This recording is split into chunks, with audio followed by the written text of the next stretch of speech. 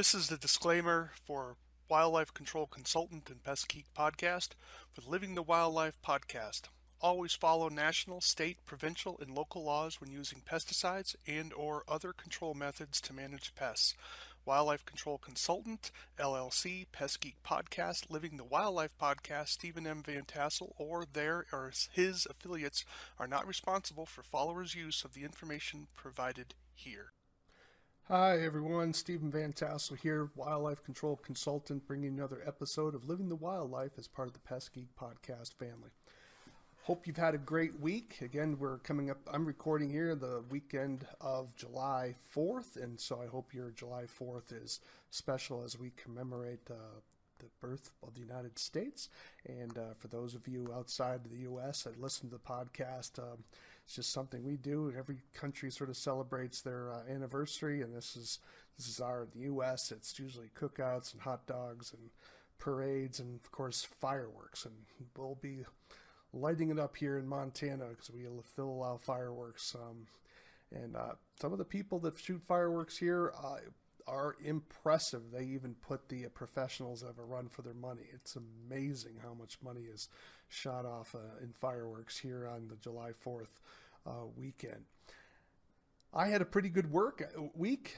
I was involved with a project on feral hog, planning for an invasion here in Montana. Of course, we don't have feral hog population in Montana yet, but we do have them around the state, particularly in the northern border area from Canada. And I believe, of course, they always could come in from another state from back of a pickup. You know, the rule of thumb is how fast can feral hogs spread? And so well, the answer is at 70 miles an hour in the back of a pickup. So it can certainly happen from the lower 48 as well.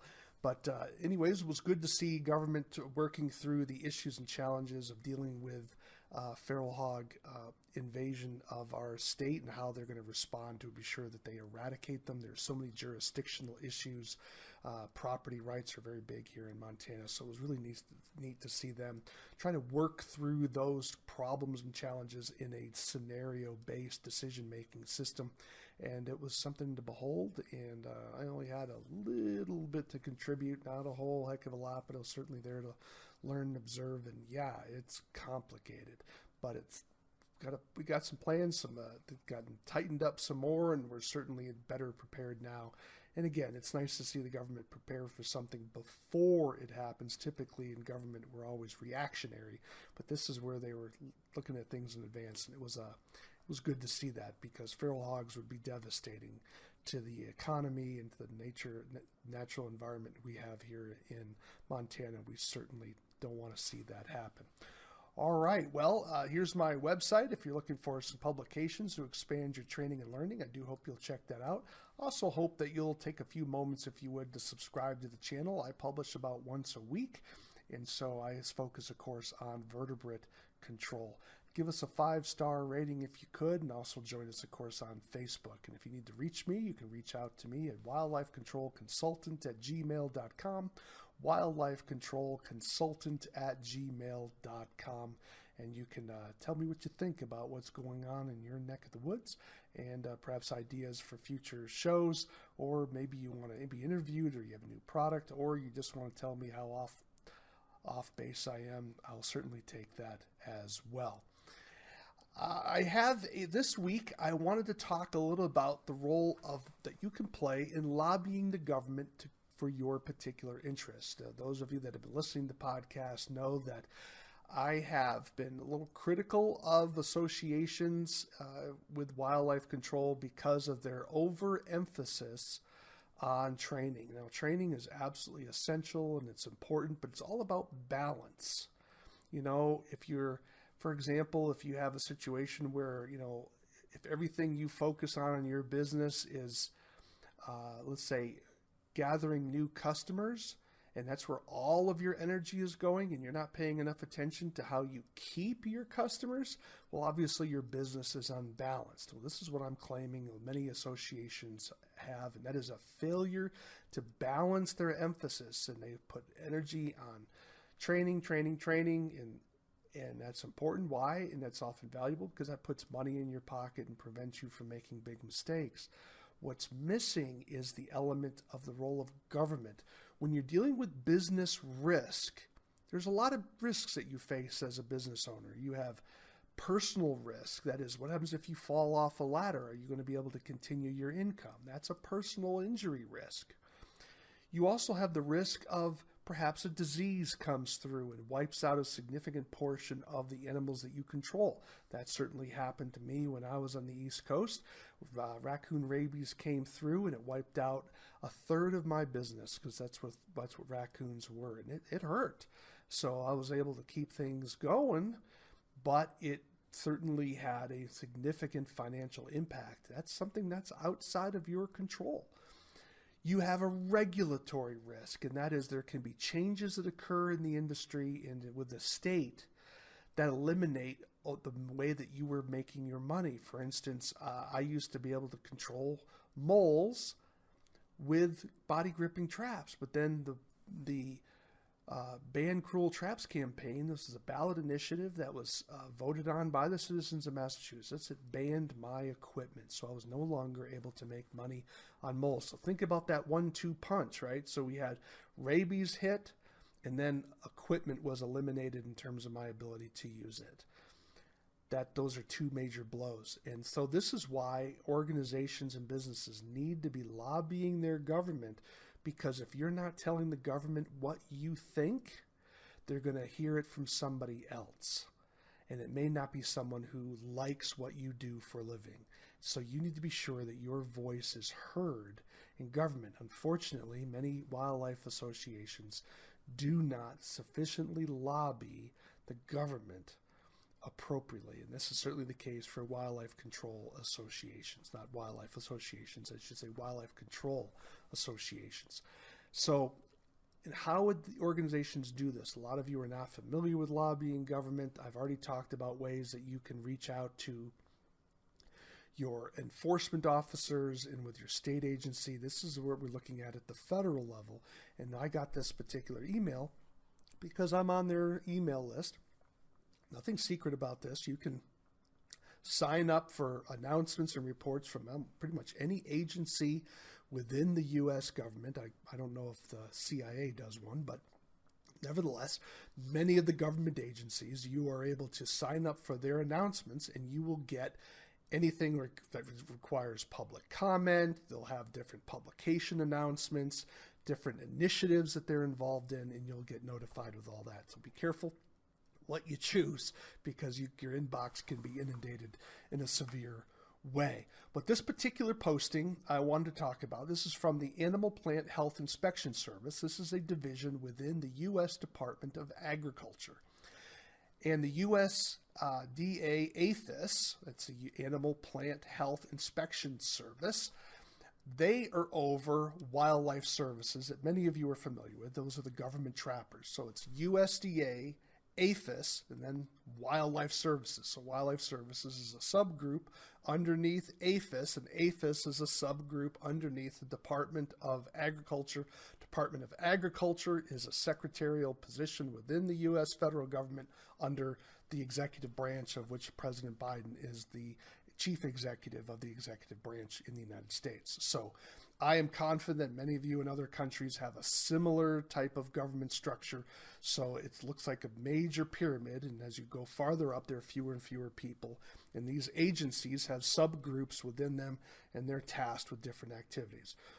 Well, to make a long story short, APHIS is putting out its strategic plan, and they're asking for comment.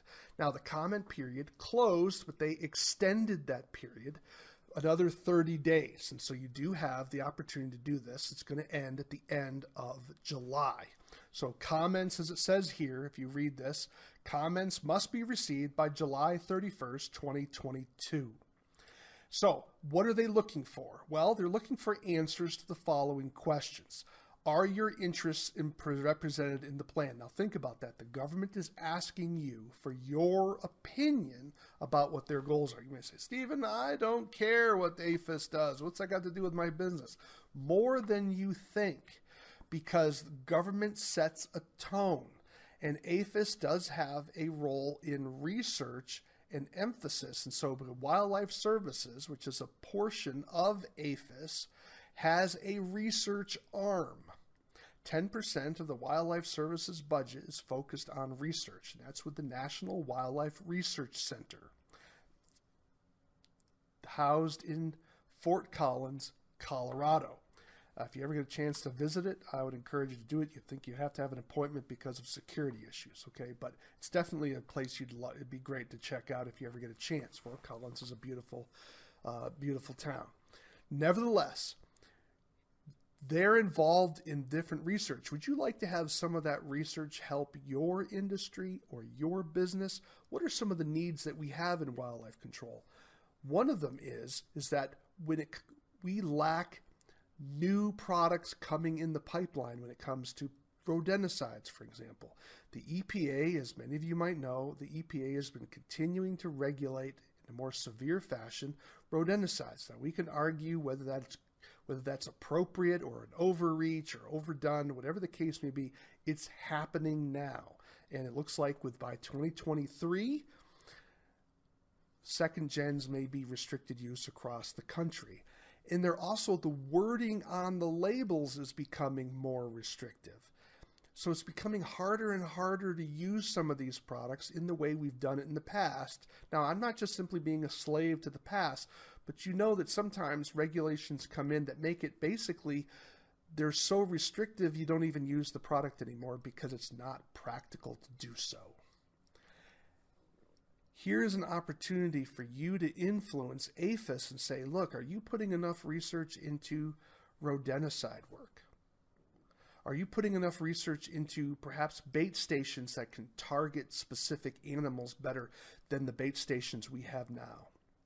Did you know that there have been prototypes made of bait stations that will evaluate an animal by its weight to determine what species or what kind of animal it was, to therefore, if a larger animal came in or a smaller animal came in, it wouldn't have access to the rodenticide? Wouldn't that be a very powerful way of reducing non-target poisoning and thereby also secondary poisoning if you prevent non-target animals from accessing the bait? Think about some of the artificial intelligence that's used for using photos. If you had a computer eye in there distinguishing between a vole and a mouse, do you think that would be valuable if you were wanting to use a rodenticide to control voles and you didn't need to control the mice? Now, a lot of guys would say, I don't care, I want to kill both of them. Well, okay, but you probably could make adjustments there. But what about situations where the client is just hiring you to control voles? Wouldn't it behoove you to just simply target voles? Well, are these products available now? Well, they haven't been commercialized yet, partly because it's too expensive, right? So who's going to do this research for these niche products? This is a role that government can play, and this is where you, as a wildlife control operator, those of you who are involved in, maybe you're the president or on the boards of various associations that deal with wildlife control, this is your opportunity to put something together and comment on the strategic plan of APHIS and say, we would like you to pay attention to this, because if you're not telling APHIS what you're interested in, they're only going to hear from the side who hates what you do. And I'll show you some comments here shortly. So those are some of the questions that they're asking. Are there trends that the agency should be preparing for? Are there additional items that APHIS should consider for the plan? So what is this particular plan? So we're going to click this, and it brings us over to a particular federal website. This is the regulations.gov. And again, you can subscribe to notification to these dockets if you wish. We're going to click that out. And basically, you come to this particular page, and it talks about the docket details. Here we have the number of comments posted on the docket, 64 comments they've received on their strategic plan framework. So we're going to click here and browse on the comments. We're going to then click the strategic plan framework, and then you can download the file. So we download the file, we open it up, here it is.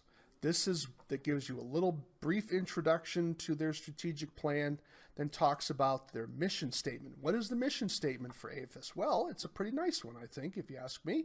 Protecting the health, welfare, and value of our nation's plants, animals, and natural resources.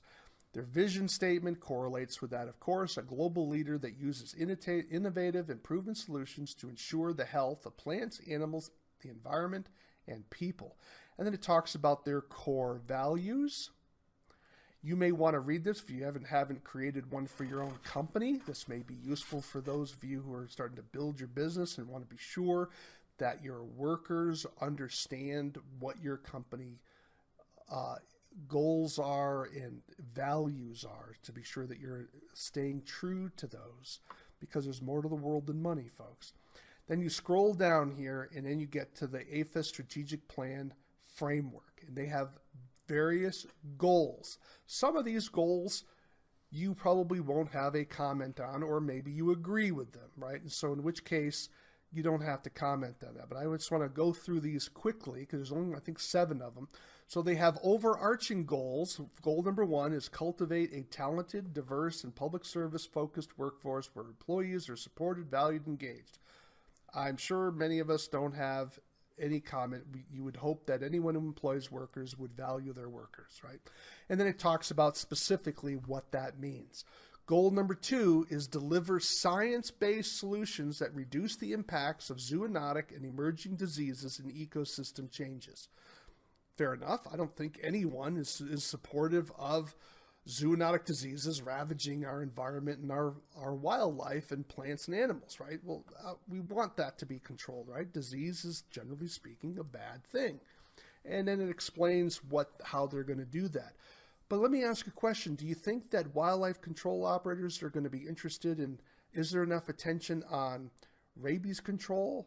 Is there enough attention on diseases such as histoplasmosis? Perhaps there be a chemical that we could use to kill the histoplasmosis spores? Now, we do know how to kill histoplasmosis spores. The problem is the 2 chemicals that are used to do it are illegal to use on it, okay, because they're very toxic, is my suspicion. Wouldn't it be nice if someone was doing some research to come up with something that would kill that fungus and kill the spores of that fungus? Now, it may not be practical, but I'm trying to just throw out some ideas of things that, is APHIS doing stuff that would be of value to us? Now, some of you may say, well, APHIS is just concerned about agriculture. I don't deal with agriculture. I'm in the middle of the city. I understand. But there is a portion of our industry that does deal with agriculture. And remember, Wildlife Services has that research arm where they put their energy in. Is it always going to be just full-on row agriculture, or could it also involve suburban areas as well? Well, part of those decisions are made based on the feedback they get from the public. You as wildlife control operators are part of that public. You're a state association, your national association, your regional association, whatever it is. You can comment on this and be part of directing their attention. Say, hey, look at us. We have concerns too as wildlife control professionals. We have needs too. We have needs for better tools, better equipment, more research in our particular area. Here's some ideas of what we could use. So if we scroll down a little bit more, we have goal 3, protect agriculture from plant and animal diseases and pests. Of course, that's pretty clear. How about maintain and expand safe trade of agricultural products? I doubt that's going to be a major issue for wildlife control operators. How about this one, goal 5, manage wildlife damage and threats to agriculture, natural resources, property, and people. Do you think that some of that should include urban situations, suburban situations? Can we have maybe better tools to keep deer out of gardens? Are there better techniques to do that?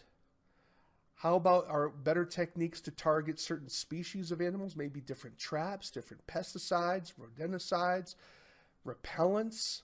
How about birth control? How about methods to kill animals? Perhaps there could be a product that could be available so that we could euthanize animals that aren't narcotics, that wouldn't be regulated by the DEA. I'm just throwing out ideas here to stimulate your thoughts to say, what could APHIS do as part of their strategic plan to include you as wildlife control operators? They are already dealing with wildlife control because remember, they run wildlife services. But does wildlife services, can they put some of their energy into helping private wildlife control industry? Remember, their research arm is part of that. Let me give another illustration. We used to have a product called Starlicide Complete. The active ingredient in that was DRC 1339. Since Starlicide Complete is no longer on the market, only Wildlife Services has access to DRC 1339. Would it be nice to get that back to control starlings in areas where you're not always having to use netting or shooting or trapping and have another tool in the toolbox like DRC 1339? Would it be nice to get that back? I think it would. Number 6 is promote the welfare of animals. Do you want APHIS to be involved in the welfare of animals to maybe regulate the killing of animals even more? You may say, well, they don't regulate me. I'm regulated by my state. Things move from the top down. As the federal government goes, that can impact states. Look at how many of you have been enthralled with the AVMA standards. And if you've listened to my previous podcast, you know that I've explained the AVMA is not necessarily your friend. And all of you are not following AVMA guidelines. You may be using AVMA techniques, but you are not following AVMA guidelines. Nor should you, in my opinion. But do you want even more restrictive ways of killing animals? Or do you want to have ways that are responsible but practical? APHIS can have a role in that. So there were 6. I thought there were 7. So there are only 6 of those strategic goals. Then they talk about some trends here. Many of these trends aren't going to be necessarily that directly relevant to your business. However, you can certainly have your own comment here. But I want to focus on one of them. Number 7, evolving perceptions around animal welfare and wildlife and human society. Do you think that's true? Oh, yeah, I think that's true. People's attitudes towards animals and animal killing is changing. Do you think that's going to impact your business? About maybe we're going to have more techniques eliminated from our ability to use them so that we're not going to be allowed to use carbon dioxide down the road. We may have to go to lethal injection. How are you going to get those chemicals if they're all managed by the DEA? Do you think your veterinarian is going to give you, oh, here, take some of these chemicals and use them to kill that skunk? What's the likelihood of that happening? Are you going to lobby the USDA APHIS to think about that? That we need to have, perhaps they could do some research in this particular area. Perhaps they're chemical. How about acetone? Acetone's an interesting product when it's used to kill skunks. It's been rejected by the AVMA. It's been rejected, I think, by some states. But on what basis? What's the science behind that? Other than mere opinion. They don't like it, right? Has there been research on it? Not that I'm aware of. So how do you comment on this particular item? Well, what you would do is you would go to back to our beginning here, our docket. You go to Browse Documents, and then you would see the comment section, and you would comment. But before you comment, I'm going to encourage you to review other people's comments. And I just want to point out one of them, trying to think of one of them I saw here.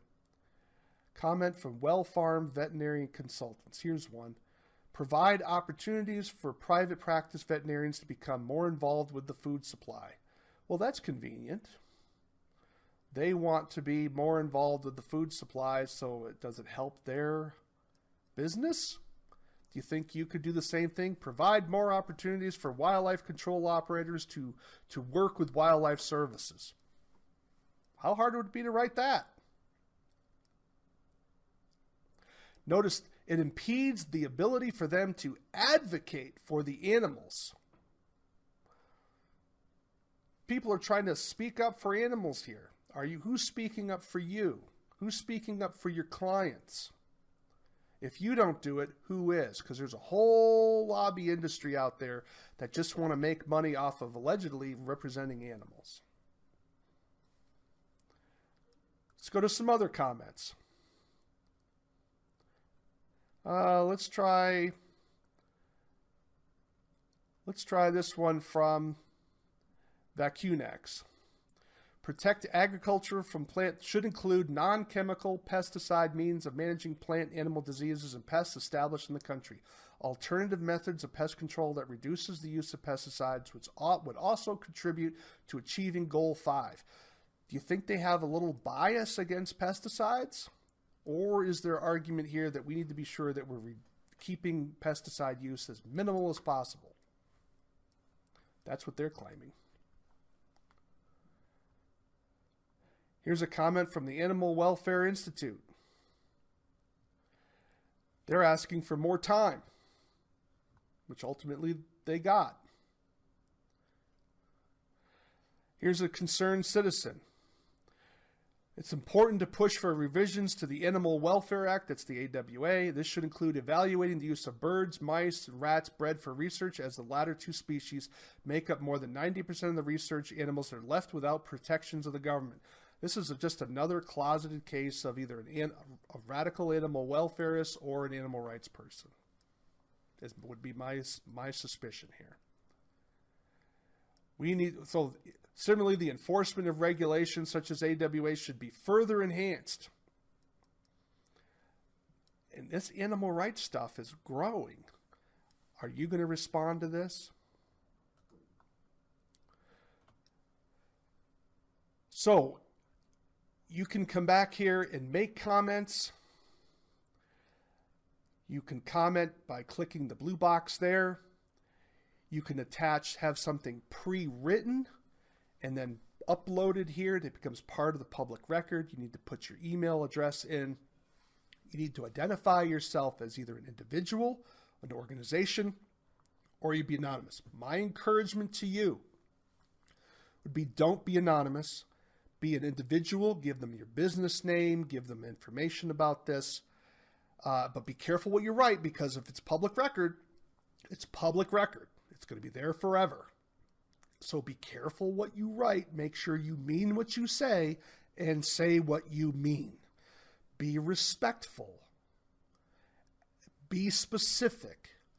Make sure you proofread your material. Those of you who are in organizations such as, different wildlife control associations, you want to be using things like official letterhead, your official title.